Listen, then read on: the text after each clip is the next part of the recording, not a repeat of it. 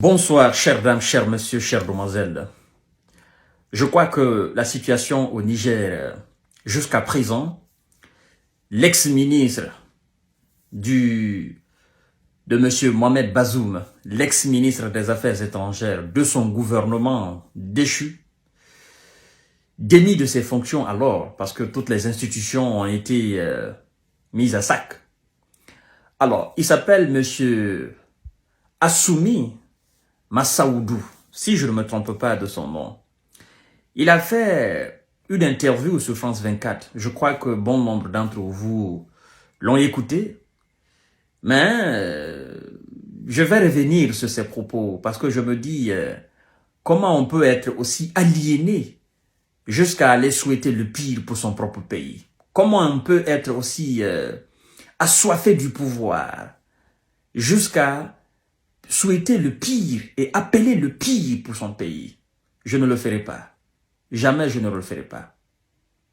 Je n'accepterai jamais de sortir de ma bouche de tels propos contre mon pays. Même si j'appartenais à un gouvernement qu'on peut appeler gouvernement légitime, hein, je ne souhaiterai jamais cela. Écoutez ce que ce ministre des Affaires étrangères, je dirais d'ailleurs ce ministrion, parce qu'il ne mérite pas le titre qu'on appelle ministre, qu'on ajoute ministre. Parce que je ne sais pas qu'est-ce qui ne va pas dans sa tête. Monsieur Assoumi Massaoudou était sur France 24 et il révèle qu'il restait combatif. Lui, il restait combatif. D'accord? Il est toujours combatif. Et qu'est-ce qu'il dit à propos du Niger et à propos des militaires qui sont au pouvoir, mais aussi de sa propre jeunesse? Vous allez l'écouter ce qu'il dit. C'est quand même désolant. Cependant, l'ancien gouvernement ne compte pas baisser les bras. Ce dimanche, Assoumi Massaoudou a estimé qu'il n'y avait qu'une seule issue réaliste à ce conflit. L'issue réaliste à ce conflit. Et il dit conflit. C'est pas possible. Hein? Le Niger est en conflit avec qui? Il n'y a pas de conflit au Niger. Alors, je ne sais pas ce ministre... ce ministrion, cet ex-ministrion de M. Mohamed Bazoum, ça c'est des vendus. Hein? C'est dans cette période-là on se rend compte que ces gens-là ne méritaient pas d'occuper des postes aussi importants dans un pays. Hein? Quelqu'un qui se permet de dire l'issue réalisable, c'est-à-dire le seul moyen réalisable pour lui, c'est ce que ça veut dire. Réaliste pour lui, n'est-ce pas, à ce conflit. Il dit conflit. Il n'y a pas de conflit au Niger. On a délogé M. Bazoum, le préfet.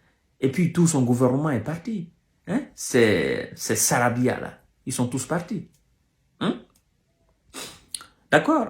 Interviewé, voilà. Hein? Qu'il n'y a qu'une seule issue réaliste à ce conflit. Une intervention militaire de la CEDEAO. Ils sont venus par la force et le seul langage qu'ils comprennent, c'est celui de la force, a asséné l'ancien ministre au sujet des militaires qui ont pris le pouvoir le 26 juillet. Il a aussi qualifié les manifestants soutenant la junte de jeunes désœuvrés qui sont fanatisés. Comment vous pouvez appeler vos propres enfants? Ils ne sont même pas vos enfants, parce qu'on ne peut pas appeler son propre enfant d'un enfant désœuvré. Vous voyez un peu? Apparemment, ce monsieur, il avait des projets. Bon, il avait des projets, il était en construction quelque part ou il avait placé de l'argent quelque part. Et le mouvement là lui est tombé là, dessus comme ça, comme un coup de tonnerre. Donc, il est fâché contre les militaires. Il dit, mais comment, pourquoi vous venez nous déranger hein? Nous sommes en train de prendre du miel. Pourquoi vous le faites? On ne sera pas gentil avec vous. Vous appelez votre propre jeunesse désœuvrée, des jeunes désœuvrés et fanatisés. Ça prouve à suffisance que vous n'étiez pas dans l'esprit de ces jeunes désœuvrés. Parce que c'est quand même bizarre, hein, sincèrement. Je suis désolé pour la jeunesse nigérienne, mais je suis obligé de faire des émissions pareilles. Je suis obligé de rebondir sur les propos aussi irrespectueux et irresponsables des personnes qui étaient... à un moment donné, qualifiées de ministres dans ce pays. C'est toute la population nigérienne qui est sortie. Femmes, enfants, jeunes, adultes, c'est toute la population. Des centaines de milliers de personnes qui sont sorties pour acclamer les militaires. Ça veut dire que M. Assoumi Massaoudou, vous n'étiez pas dans l'esprit du peuple. Vous étiez hors l'esprit du peuple. Pensez-vous que tous ceux qui sont sortis là pour acclamer et accompagner nos frères qui sont à la tête du Niger aujourd'hui, pensez-vous que tous ces gens-là sont fanatisés? Non, mais c'est des gens qui sont assoiffés de la liberté, assoiffés du changement, assoiffés du positivisme en fait. Et vous, vous étiez dans un négativisme qui ne dit pas son nom. Qu'est-ce que vous voulez nous faire croire? Si la CEDEAO a alors les moyens, que la CEDEAO envoie des militaires. Depuis tout ce temps, nous attendons. Vous avez galvanisé ces gars de la CEDEAO. Et comme vous-même, vous avez perdu le bon sens, vous avez perdu le sens, vous avez perdu la conscience, l'Union européenne, elle n'a pas perdu certainement, à ce sujet d'intervention militaire au Niger, elle n'a pas perdu le bon sens, le sens et la conscience. Parce que le Niger, l'Union européenne a dit avoir écarté toute intervention militaire. C'est là où d'ailleurs le divorce entre la France et l'Union européenne. C'est pourquoi d'ailleurs on dit la France est isolée aujourd'hui diplomatiquement par l'Union européenne. Et les chefs d'État de la CEDEAO, ils ont compris qu'ils ne peuvent pas intervenir militairement au Niger. Vous vous asseyez vous êtes invité par France 24, vous vous asseyez là, vous racontez des balivernes. Alors si vous avez les moyens, vous-même, allez-y, prenez des armes, allez-y déloger. N'importe quoi. Ils sont venus par la force, c'est le seul langage qu'ils entendent. Bon, si c'est le seul langage qu'ils entendent, le Niger n'a pas interdit, non, une intervention militaire. Non, non, non, non, non, non. Monsieur Abdourahmane Tiani n'a pas interdit une intervention militaire. Il a tout simplement dit que il faudrait que les interventionnistes qui viendront dans ce pays sachent que ça ne sera pas une promenade de santé, comme le laissaient croire par certaines personnes, les chefs d'état-major. Et vous avez d'ailleurs constaté, le Cap-Vert s'est désolidarisé, le Libéria, la Sierra Leone, le Mali, la Guinée, le Burkina Faso, tous ces pays se sont désolidarisés. Et vous dites, ils n'ont qu'à intervenir militairement. Si vous avez les moyens, galvanisez alors la CEDEAO. Point barre. Au lieu de faire des interviews sur des chaînes de télévision qui sont même interdites par nos frères, prenez des armes, allez-y, monsieur le ministrion. Prenez des armes, allez-y. Et puis on va voir ce qui va se passer. C'est des gens, ce sont ces types pareils qui se traitaient, qui se qualifiaient, qui se considéraient à un moment donné comme des patriotes au Niger. Mais vous êtes des vendus à cause de vos intérêts égoïstes. Hein? Vous êtes aujourd'hui fâchés contre les militaires. On sait qui êtes-vous. Vous êtes partout en Afrique. Vous êtes en Guinée, vous êtes au Sénégal, vous êtes en Côte d'Ivoire, vous êtes au Mali. Vous êtes partout. Des gens comme vous là, des types comme vous là. Ce sont ces types comme vous qu'on combat en Afrique. Parce que vous avez perdu ça, le contenu de la tête. C'est pas possible ça. Ils sont venus par la force et le seul langage qu'ils comprennent, c'est celui de la force.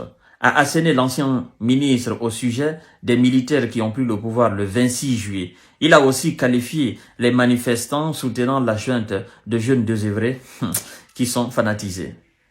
Hein? Refus de démissionner. Quant au président Mohamed Bazoum, il est toujours assigné à résidence chez lui avec sa famille. Sa famille et lui restent toujours séquestrés dans des conditions difficiles. L'électricité est coupée. Ils ont tous eu le paludisme, a révélé M.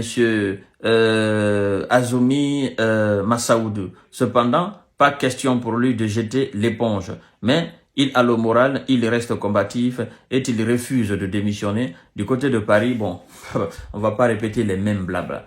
M. Assoumi Massaoudou, je vais vous dire quelque chose.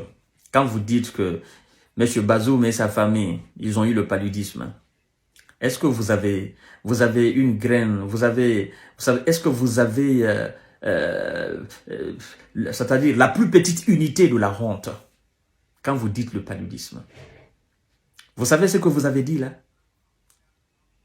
Il y a combien de Nigériens qui traînent le paludisme avec eux par jour, par votre faute, par votre malgouvernance? Il y a combien? Il y a des millions de Nigériens qui ont le paludisme aujourd'hui. Oui, faute d'un bon système de santé au Niger. Donc, si je vous comprends bien. Et puis, je vais vous dire quelque chose. Vous savez, vous devriez avoir honte de dire qu'il n'y a pas d'électricité. Vous savez, il y a combien de familles qui ne reçoivent pas l'électricité au Niger? La matière qui donne de l'électricité, vous la prenez, vous la vendez aux Français. Et vous ne pensez même pas à la construction d'une seule centrale nucléaire, mini-centrale nucléaire, pour donner de l'électricité à tout le Niger, même aux pays voisins. Vous payez l'électricité au Nigeria. On dit 60% ou 70% de l'électricité qui est consommée au Niger vient du Nigeria. Et depuis ce coup, le Nigeria a coupé l'électricité. Est-ce que vous avez évoqué ce point-là? Vous n'avez même pas honte.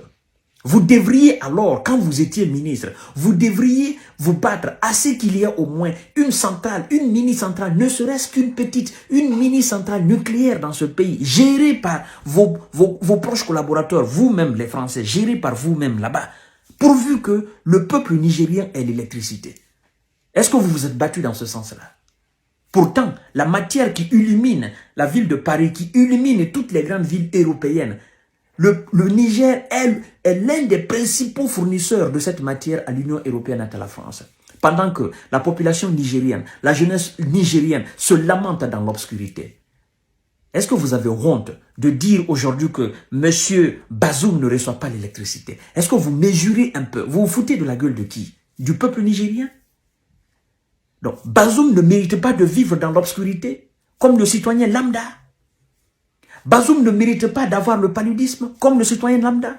En quoi il dépasse l'agriculteur nigérien? En quoi il dépasse le cordonnier nigérien? En quoi il dépasse l'artisan nigérien? En quoi?